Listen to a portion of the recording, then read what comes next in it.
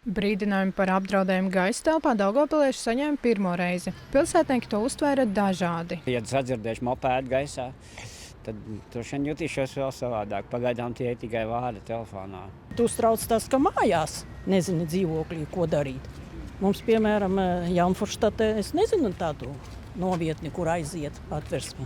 Mēs paigi ilgi ignorējām to, ka tepat uz mūsu ielas 2 mājas tālāk notiek baigais, teiksim tā, liela traģēdija, liels kautiņš. Līdz ar šūnapredes saņemšanu 9. klasniekiem tika apturēta latviešu valodas eksāmena mutiskā daļa. Cik tev bija šodien plānots? Man šodien bija 11:20 un es paspēju tieši pastāstīt. Es pastāstīju, es izgāju no kabineta un pēc tam es skatos telefonu, kā tās brīdinājumus. Šūnapredi daugavpilieši saņēma pulkstens 11:30. Aivis pat nepaspēja iesākt eksāmenu.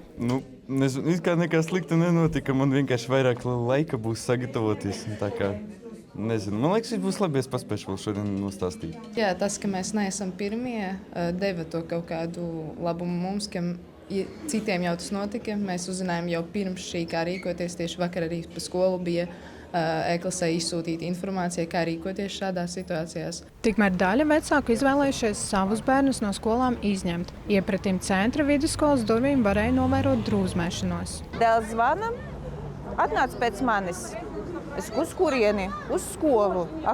Kas notika? Es domāju, varbūt kaut ko jau pietaisījis. Mūs nelaiž ārā.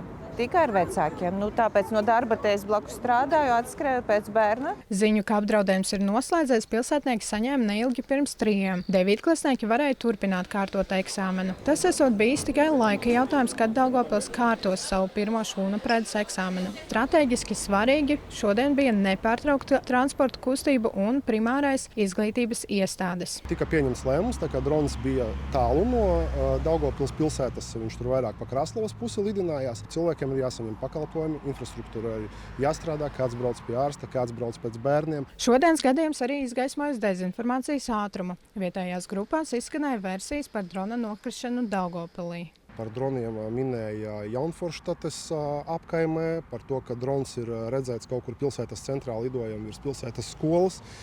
Šādu ziņojumu no Nacionālajiem bruņotajiem spēkiem vai no robežsardzes neapstiprinājās. Pēcpusdienā pašvaldība, tāpat kā citas pierobežas vietveres, tikās ar krīzes vadības centru. Galvenā atziņa – jālemj un jārīkojas pašiem, ar katru nākamo šūnapreidi pilnveidojot arī savus rīcības algoritmus. Anna Luiza Ruskula, Lauris Aglinieks, LSM Latgales redakcija.